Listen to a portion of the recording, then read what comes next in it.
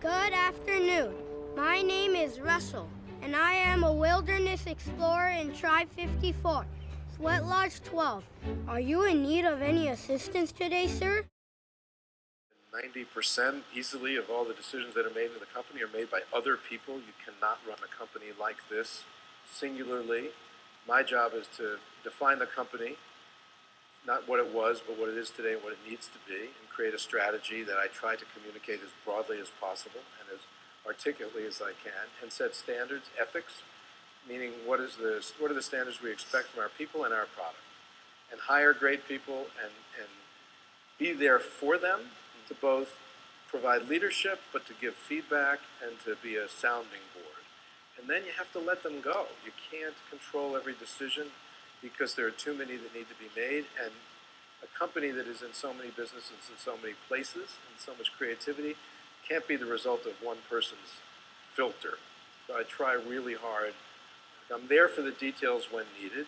It's mostly about the big picture, but a lot of what we do, greatness and mediocrity sometimes are separated by just a few details.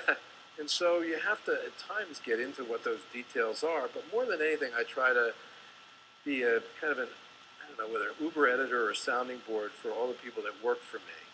So that if they want to run things through me or by me, or just bounce ideas off me, I'm there to do that. Right. But A company like this takes a lot of people, a lot of very talented people. It's not one person. But I know that my role as a CEO and as a leader obviously demands that I set direction and that I set standards and then I act as a catalyst. So the way I look at it, my job is to inspire people. My job is to be a catalyst, whether it's a catalyst for risk-taking, a catalyst for change, a catalyst for greater quality or experimentation. And then I am conscious in many ways of the company. That's what I try to portray in my everyday life throughout the many places that our company does business.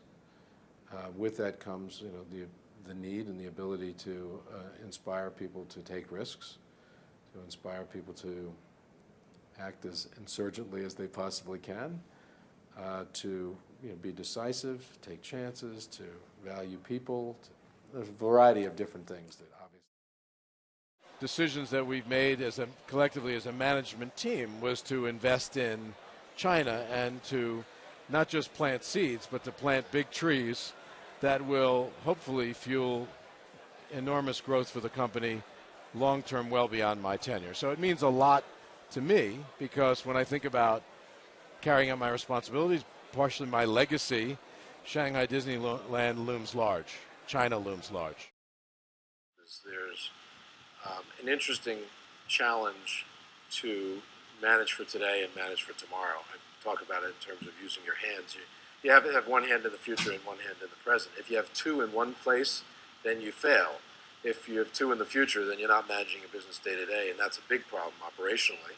And if you're just managing today, then you're going to miss out on opportunities, or you're going to completely ignore significant threats and not prepare yourself for that.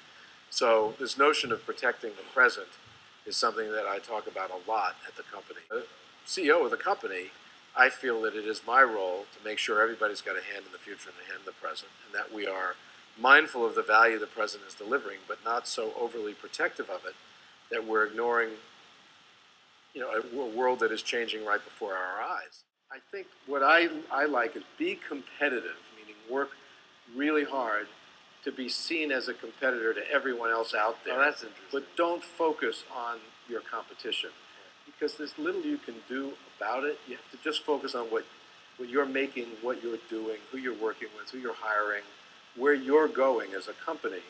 You don't have time to focus on what the competitor's doing. I've run into a lot of people who are obsessed with competitors. I like being obsessed with competing.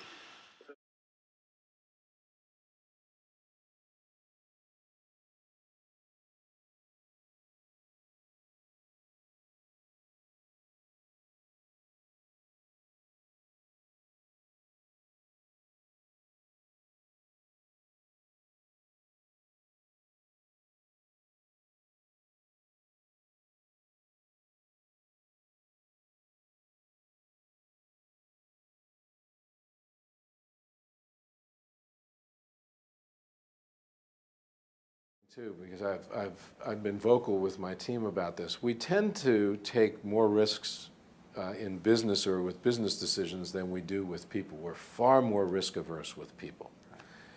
And that stems from a number of things. We tend to want to be in business with or have people working for us that we're comfortable with, that we know.